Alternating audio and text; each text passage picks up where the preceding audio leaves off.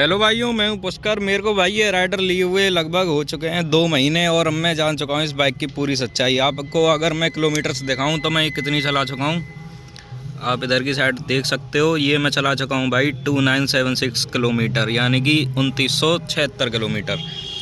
तो मेरे को भाई अब इस बाइक की पूरी सच्चाई पता पड़ गई है और अब मैं आपको आज इस वाली वीडियो में सारी चीज़ें बताने वाला हूँ और मेन बात मैं करने वाला हूँ भाई इसके एडवांटेजेस और डिसएडवांटेजेस की। तो चलिए वीडियो को शुरू करते हैं और पहले शुरुआत करते हैं भाई इसके एडवांटेजेस से। भाई देखो, मैंने ऐसी कोई गिनती नहीं बनाई है कि मैं 5 डिसएडवांटेज बताऊंगा या 6 एडवांटेज बताऊंगा, ऐसी कोई गिनती नहीं बनाई है। मैं आपको सिर्फ बताता जाऊंगा, आप बस देखते जाना। और अगर आपके पास भी रेडर है और अगर आप रिलेट कर रहे हो तो एक बार कमेंट सेक्शन में आके ज़रूर से बताना। तो पहला जो भाई इस बाइक का एडवांटेज है ना, वो ये है कि अपने सेगमेंट में भाई सबसे बढ़िया इंजन ऑफ़र कर रही है। क्योंकि आप बाकी बाइक्स में देखो ना भाई, तो 2 वाल्व इंजन आता है, इसमें भाई आपको 3 वाल्व का इंजन देखने को मिलता है, जो कि भाई ऐसे अगर आप किसी से रेस वेस लगाते हो तो सबको कम्पीट कर देता है अपने सेगमेंट में। यानी कि भाई ये 125 सेगमेंट में है ना, इससे फास्ट इंजन मेरे को नहीं लगता कोई है। और इस बाइक को भाई चलाने में भी उस चीज़ का पता पड़ता है। बाइक को जब आप भाई चलाते हो ना तो आपको लगता है कि हाँ, बाकी सेगमेंट की जो 125 सीसी में बाइक है उन सबसे ज़्यादा तो पावर डिलीवर कर रही है। तो भगाने में भाई इस बाइक को काफ़ी ज़्यादा मज़ा आता है। और बात करें अगर इसकी हैंडलिंग वगैरह की, भाई इतनी ज़्यादा स्मूथ है, आप बिल्कुल शार्प कट वगैरह तो आराम से मार सकते हो। कोई भी ऐसी दिक्कत वाली बात नहीं आती, ना ही ऐसे कुछ हाथों में दर्द होता, क्योंकि हैंडल बहुत ही ऐसा इसका ढीला ढाला सा है। तो आपको भाई बिल्कुल भी कोई दिक्कत नहीं आने वाली। तो ये था भाई इसका पहला एडवांटेज कि बाइक अपने सेगमेंट में सबसे ज़्यादा स्टैंड आउट कर रही है इंजन के मामले में।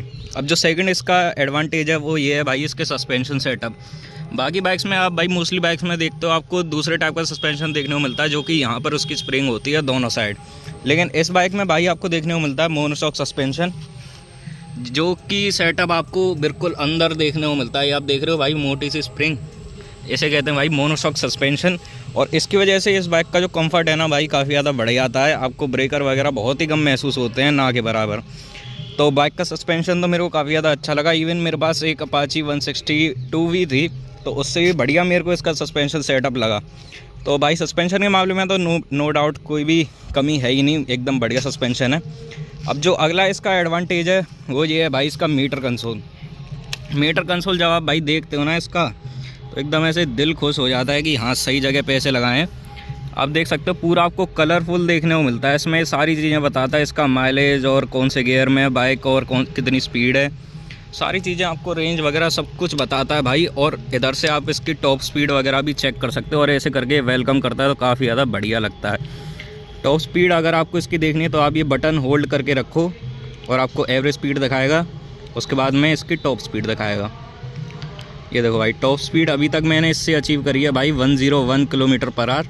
तो ये है भाई इसकी टॉप स्पीड जो कि अभी तक मैंने अचीव करी है। और ये मैंने भाई 2 जने बैठे थे हम, तब जाके ये अचीव करी है। तो बाइक नो डाउट भाई काफ़ी ज़्यादा बढ़िया है और मीटर वगैरह इसका मेरे को काफ़ी ज़्यादा बढ़िया लगा।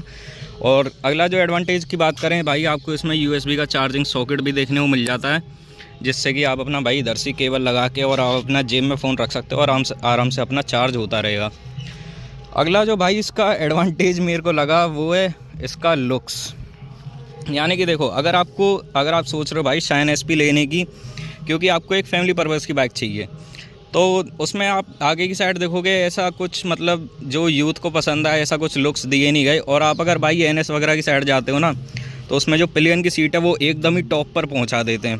तो इस बाइक में भाई ऐसा कुछ भी नहीं है। अगर आपको फैमिली पर्पज़ के लिए भी चाहिए तो भी देखो सीट काफ़ी हद तक फ्लैट है भाई, तो आपको फैमिली पर्पज़ में भी कोई दिक्कत नहीं आने वाली, ट्रिपलिंग में भी कोई दिक्कत नहीं आने वाली।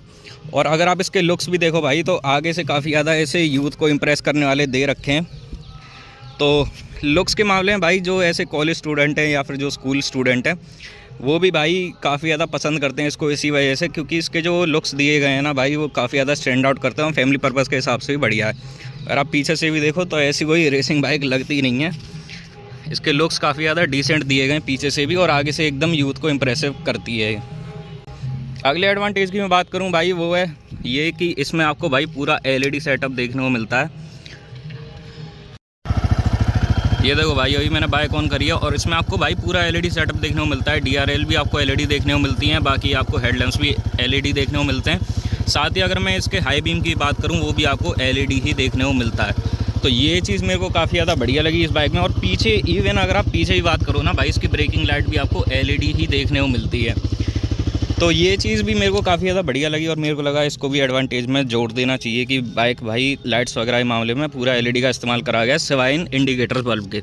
इंडिकेटर बल्ब भी भाई आपको सिर्फ इसमें हैलोजन देखने को मिलते हैं, बाकी तो ऐसा कुछ भी हैलोजन आपको नहीं देखने को मिलता है। सारा सेटअप अपना LED का दिया गया है। आगे अगर हम बात करें भाई इसके ब्रेकिंग सिस्टम की, तो इसका ब्रेकिंग सिस्टम में भी भाई एक तरह से एडवांटेज ही है कि आपको आगे की साइड डिस्क ब्रेक देखने को मिलती है और पीछे की साइड आपको ट्रंक ब्रेक देखने को मिलती हैं। अब भाई ये तो आपको काफ़ी सारी बाइक्स में देखने को मिल ही जाएगा ऐसा सेटअप, लेकिन इसमें आपको एक चीज़ और मिलती है, वो है भाई कॉम्बी ब्रेक सिस्टम। होंडा इसे कॉम्बी ब्रेक सिस्टम बुलाता है और TVS का अलग ही फंडा है, मतलब वो कुछ अलग ही नाम से बुलाते हैं इसे, लेकिन मैं आपको इस चीज़ का कंसेप्ट बता देता हूँ। इसमें भाई जब आप पीछे वाली ब्रेक दबाते हो ना, तो आपकी 30% ब्रेक जो है वो आगे वाली भी अप्लाई होती है और पीछे वाली 100% होती है। लेकिन जब आप आगे की ब्रेक दबाते हो तो सिर्फ आपकी आगे वाली अप्लाई होती हैं। तो ये भाई इसका कंसेप्ट ऑफ ब्रेकिंग सिस्टम भाई इसका काफ़ी ज़्यादा बढ़िया है। ऐसी कोई भी आपको ब्रेकिंग सिस्टम में कमी नहीं देखने को मिलती। एक कमी है जो कि मैं आपको डिसएडवांटेज में बताऊँगा। अभी एडवांटेज की बात कर रहे हैं तो उसी पर ही फोकस रहते हैं। अगला जो एडवांटेज है भाई वो है इस बाइक का माइलेज। माइलेज आपको भाई इसमें देखने को मिलता है बड़े आराम से 65-66 किलोमीटर पर लीटर का। डिपेंड करता है आप बाइक किस टाइप से चलाते हो। अगर आप बिल्कुल ही हाइपर ही चलाते हो तो भाई आपको फिर देखो 50-55 का ही देखने को मिलेगा। लेकिन अगर आप स्मूथली चलाते हो तो आपको ऐसी कोई दिक्कत नहीं आने वाली। आपको आराम से बाइक भाई 65-66 का माइलेज आराम से दे देगी। अगर आप इसे 5वें गियर में बहुत ही नॉर्मल मिनिमल सी स्पीड पर चलाते हो 35-40 की, तो आपको बड़े आराम से ये बाइक इतना माइलेज निकाल के दे देगी। अगला जो एडवांटेज लगता है भाई वो है इसका ये एग्जॉस्ट सिस्टम। एग्जॉस्ट में अगर आपको इसका एक बार ही सुनाऊँ चालू करके, तो सेगमेंट में काफ़ी अलग देखने को मिलता है। आप देख सकते हो एकदम बढ़िया सी आवाज़ करता है। थोड़ी सी रेस दे के दिखाता हूँ। और कभी कभार भाई जब आप इसे लो RPM पे चलाते हो ना, तो हल्के हल्के से बहुत ही मिनिमल से शॉट्स भी मारता है। तो काफ़ी ज़्यादा बढ़िया लगा मेरे को इसका एग्जॉस्ट सिस्टम भी। तो यही थे भाई बस इसके एडवांटेज बाइक के, और बस बजट में आ जाती है, स्टैंड आउट करती है सारी बाइक से अलग।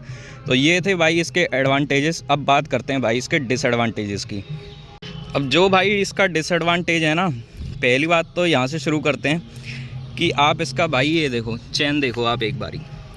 TVS भाई बिल्कुल भी, चाहे आप इनकी अपाची ले लो, चाहे आप इस रेडर बाइक को भी ले लो, भाई ये चैन कवर करके नहीं देते। अब इससे पता है घाटा क्या होता है, आपको यहाँ पे दिख रही होगी धूल मिट्टी, और ये सारी धूल मिट्टी भाई चैन पे चिपक जाती है, जिससे कि भाई चैन में जंग लगने के चांसेस काफ़ी ज़्यादा बढ़ जाते हैं। और चैन भाई TVS की इतना बेकार चैन सिस्टम रहता है कि अपाची में तो बहुत ही बार टूटती है ये चैन को। भाई चैन सिस्टम अपना सुधारना चाहिए, क्योंकि एक एटलीस्ट कवर करके देना चाहिए। बस इतना ही कर दें वही बहुत है।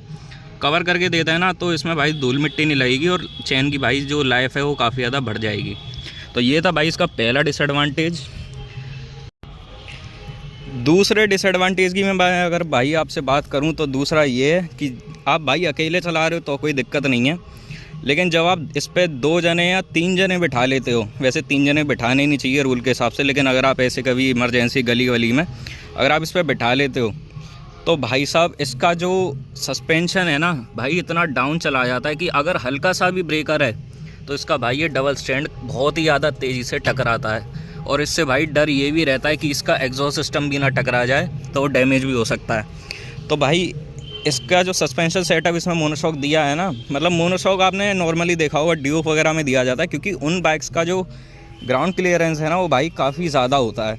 अब ये बाइक इतनी ज़्यादा ऊँची है नहीं और इसमें भाई मोनोशॉक दे दिया है, तो उसकी वजह से जब आप इसमें 2 से 3 जने बिठाते हो या कोई भारी सामान रखते हो ना, तो ये भाई तो हल्के से ही ब्रेकर पे है ना ये बाइक टिकने लग जाती है। तो ये है भाई इसका अगला डिसएडवांटेज। अगला डिसएडवांटेज है भाई इसकी फिट एंड फिनिश में। फिट एंड फिनिश में भाई मेरे कहने का मतलब ये है, देखो पैनल गैप्स तो नॉर्मल है, मतलब TVS की बाइक है तो देखो पैनल गैप्स तो होना लाजमी सी बात है, फिट एंड फिनिश में कमी होना लाजमी सी बात है। अब इसमें एक कमी और मेरे को लगी इसकी फिट एंड फिनिश को लेकर भाई, देखो ये जो आपको नीचे वायर दिख रहा है ये वाला, ये भाई जब हम देखो अब हैंडल मोड़ते हैं ना तो ये हैंडल से टकराता है और फिर आपका जो ये हैंडल है ना भाई ये पूरा इस साइड मुड़ ही नहीं पाता। और अगर आप इसे भाई ताकत लगा के भी ऐसे मोड़ोगे तो भाई ये वायर पूरी खिंचती है। मेरे हिसाब से अगले आने वाले समय में भाई अगर ऐसे ये रहा तो इसमें भाई ये वायर टूटने के भी चांसेस हैं। या फिर टूटेगी भी नहीं तो एटलीस्ट इसका जो कवर है उसके चटकने के चांसेस हैं, क्योंकि जब आप इसका भाई देखो अब हैंडल मोड़ रहे हो ना तो ये वायर पूरी खिंचती है। अभी पूरा हैंडल मोड़ा भी नहीं है और अभी पूरा मोड़ूंगा तो ये और खिंचेगी। तो फिट एंड फिनिश में भाई मेरे को इसकी थोड़ी सी कमी लगी। आप ये सारी वायर वगैरह देख सकते हो ना, मतलब फिट एंड फिनिश में है थोड़ा सा इधर, अगर ये कवर दे देते बढ़िया सा तो सही रहता काफ़ी ज़्यादा। और फिट एंड फिनिश में भाई देखो मैं इस चीज़ को भी गिनना चाहूँगा। आप ये गियर देख रहे हो कैसे हिल रहा है ये, प्लस इसके गियर्स जो है ना भाई अभी मैंने 2900 किलोमीटर चलाई है, अभी से अटकने लग गए हैं। यानी कि जब आप इसे भाई मैं कभी कभार ऐसा होता है, मैंने उस चीज़ के ऊपर शॉर्ट्स भी डाला था कि जब मैं इसे न्यूट्रल भी कर देता हूँ ना तो भी भाई ये मीटर में सेकंड गियर दिखाती है। और फिर सेकंड भी नहीं दिखाती तो इधर की साइड भाई जहाँ इसका ये गियर दिखाने का इंडिकेशन है ना, यहाँ पर ये डैश दिखाने लग जाती है कई बार। और उस चीज़ का मैंने शॉर्ट्स भी डाला है, अगर आपको नहीं यकीन तो आप चैनल पे जाके देख भी सकते हो। शॉर्ट्स में अभी लेटेस्ट ही डाला था तो उधर से आप भाई जाके देख भी सकते हो। इस चीज़ में तो मतलब फिट एंड फिनिश में तो है भाई TVS में। इसके जो सारे आप पैनल्स वगैरह देखो ना, ये देखो भाई सब पूरा प्लास्टिक है, ये देख रहे हो आप आवाज़ें, सब पूरा प्लास्टिक है। इस बाइक में लोहा आपको बहुत ही रेयर देखने को मिलेगा, सिर्फ इसकी चेसिस में और ये पीछे का हैंडल बार है इसी में ही लोहा मेरे हिसाब से शायद इस्तेमाल कराए आप इन चीज़ों में जहाँ पे ज़रूरी था। बाकी तो भाई सारी जगह इसमें प्लास्टिक ही चेप दी है, चाहे आप ऊपर देखो चाहे नीचे, सब जगह प्लास्टिक है। तो ये चीज़ भाई TVS को मेरे हिसाब से इस बाइक में सुधारनी चाहिए। एटलीस्ट इसका फेसलिफ्ट निकाल के भाई एटलीस्ट इसे थोड़ा मजबूत बनाएं, फिट एंड फिनिश में थोड़ी कमियां पूरी करें। और इस बाइक में नहीं, इनकी अपाची भी देखो ना आप भाई, तो उसमें भी यही सारी कमियां रहती हैं फिट एंड फिनिश के ऊपर। तो मेरे हिसाब से भाई TVS को ये चीज़ें सुधारनी चाहिए फिट एंड फिनिश के लिए। और अब बात करते हैं भाई अगले डिसएडवांटेज की। तो अगला जो डिसएडवांटेज है ना भाई इस बाइक में, वो मेरे को लगा इसका ये स्टैंड भाई साहब इन लोगों ने इतना बड़ा दे दिया है, मतलब आप इसे थोड़ी सी भी ढलान पे खड़ा करो ना तो ये बाइक भाई बिल्कुल गिरने को हो जाती है। मतलब आपको एक तरह से जगह ढूंढनी पड़ती है इसके लिए कि कहीं पे थोड़ा सा ना स्टीप हो तो वहाँ पर खड़ी करें ताकि ये थोड़ी सी लेट जाए, वरना एकदम ही भाई ये सीधी खड़ी होती है। और मेरे हिसाब से भाई जब आप इस बाइक को खरीदोगे ना तो आपको भाई जगह देखकर खड़ी करनी पड़ा करेगी। मैंने तो स्टैंड थोड़ा सा है ना लूज़ करवाया है तब जाके इतनी मतलब लेट के गिरने लगी है, वरना ये पहले तो जब मैंने नई ली थी बिल्कुल सीधी खड़ी होती थी भाई, और गिरने का मतलब बहुत ही ज़्यादा चांसेस रहते थे इसके गिरने के। तो स्टैंड भाई इन लोगों ने बिल्कुल भी मतलब ऐसे सोच समझ के नहीं दिया है, आप देख ही सकते हो बिल्कुल एकदम सीधा स्टैंड है। और थोड़ा सा भी अगर ना लेटे ना, देखो अभी तो थोड़ा सा लेटा हुआ है जो कि मैंने इसे करवाया है, अगर आप इसे देखो ये बिल्कुल भाई इतना रहता है। जब ये नई बाइक आती है ना तो ये इतना रहता है। और अब आप बाइक की कंडीशन देख सकते हो बिल्कुल गिरने को हो रही है, ये देखो। तो भाई मेरे हिसाब से इन लोगों ने बिल्कुल भी स्टैंड तो सोच समझ के बनाया ही नहीं है, बस ऐसी चेप दिया है। तो यही है, आपको भी मैं यही रिकमेंड करूंगा कि भाई जब भी आप बाइक लो तो स्टैंड थोड़ा सा है ना इधर की साइड टिल्ट करा लेना, ताकि आपको भाई कोई भी दिक्कत ना आए बाइक को खड़ी करने में। अगली चीज़ जो मुझे लगी भाई इसमें हॉर्न की, जो कि मैंने तो अब खैर चेंज करा लिया, पर जब आप नई लेते हो ना तो इसमें भाई पीपी वाला हॉर्न आता है। मैंने तो अभी अपाची वाला लगवा लिया है, ये वाला। तो मेरे हिसाब से भाई आपको भी चेंज कराना ही पड़ेगा, क्योंकि इसमें पीपी वाला जो हॉर्न है ना भाई उससे कोई हटता ही नहीं है। और अब आप देख सकते हो मेरी बाइक में अभी 2 हॉर्न लग चुके हैं, पहले ये एक ही आता था ये जो अंदर लगा हुआ है, लेकिन अब मैंने इसे 2 करवा लिए हैं।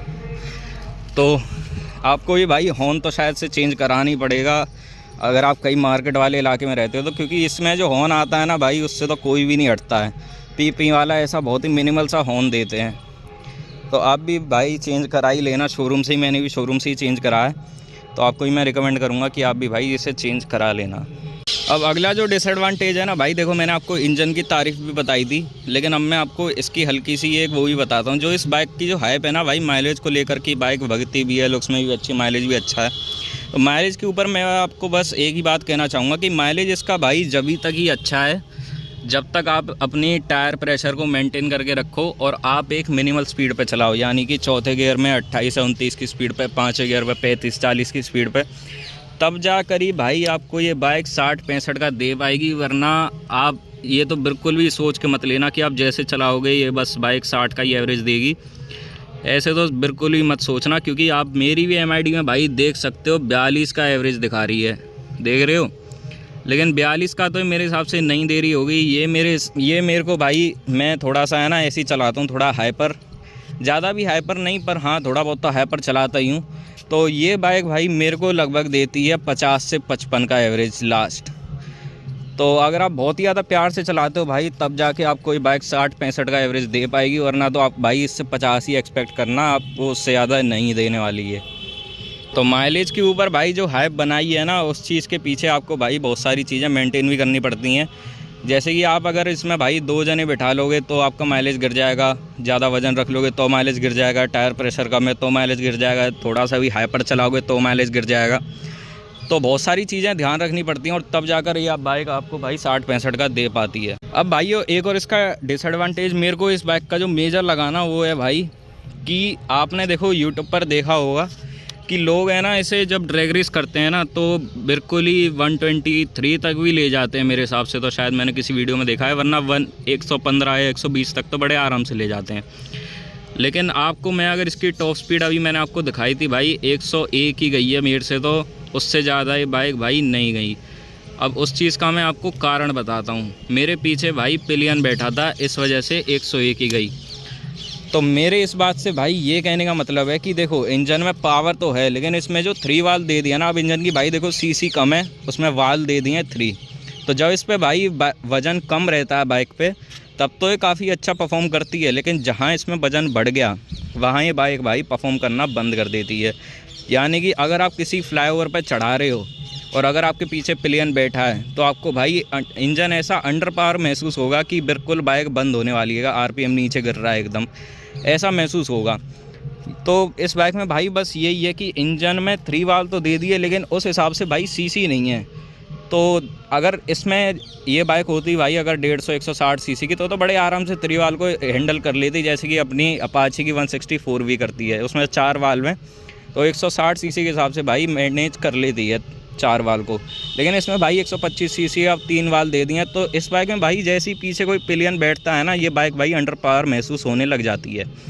जैसे कि आप कहीं भाई फ्लाईओवर पर चढ़ा रहे हो, तो वहाँ पे आपको ऐसा लगेगा कि बाइक बंद होने वाली है, गियर गिरा लेता हूँ, आरपीएम बढ़ा लेता हूँ थोड़ा। तो ऐसी ये इसकी हरकतें रहती हैं भाई थोड़ी फ्लाईओवर वगैरह पे, जब आप इसे चढ़ाते हो या कभी टॉप स्पीड अचीव करने की कोशिश करते हो पीछे किसी को बैठा के। अगर आप भाई प्लेन रोड पे चला रहे हो तो कोई दिक्कत है ही नहीं, फिर तो आपको अंडर पावर बहुत कम महसूस होगी तो सही, लेकिन बहुत कम महसूस होगी। लेकिन मेन तो जब होता है भाई खेल, जब आप इसे कहीं पे चढ़ाई करते हो इससे, वहाँ पर ये बाइक है ना काफ़ी ज़्यादा अंडर पावर महसूस होती है और आपको भाई गियर नीचे गिराना ही पड़ जाता है ताकि इसका थोड़ा आरपीएम बढ़ जाए, तो बाइक थोड़ी जान दिखाने लग जाए। और भाई जो इससे टॉप स्पीड अचीव करते हैं ना भाई 115 की 120 की, वो लोग भाई बिल्कुल ही एरोडायनामिक्स को फॉलो करते हैं। जैसे कि आप देखो, आप अगर इस पर सीधे बैठ के चलाओगे तो ये बाइक भाई उतनी नहीं जा पाएगी, ये बाइक भाई 110-112 पे ही अटक जाएगी। लेकिन जहाँ आप इस पर थोड़ा लेट जाओगे ना, ये मैं जैसे फ़ोटो दिखा रहा हूँ, अगर आप इस पोजीशन में आ जाओगे तब आप एरोडायनामिक्स को फॉलो कर पाओगे और तभी आप भाई इससे 115, 118, 120 तक जा सकते हो। और पीछे अगर आपके कोई बैठा है तो भूल ही जाओ भाई, इससे 105 से भी ऊपर नहीं जा पाएगी फिर तो मेरे हिसाब से, क्योंकि मैं तो इतना टेस्ट कर चुका हूँ इसे, इससे ऊपर भाई नहीं जा पाएगी अगर आपके पीछे भी कोई बैठा है तो। अगला जो डिसएडवांटेज लगा बाकी बाइक से जो इसमें बेकार दिया गया है, वो है भाई इसका आगे का सस्पेंशन। आप देख सकते हो भाई बहुत ही ज़्यादा पतला है। आप इसके कंपैरिजन में भाई किसी बाइक को देखोगे ना, अगर आप एक्सट्रीम 125 को देखोगे या फिर NS 125 को देखोगे, उन सब में भाई इससे मोटा सस्पेंशन आता है आगे की साइड, लेकिन इसमें भाई बहुत ही पतला दिया गया है।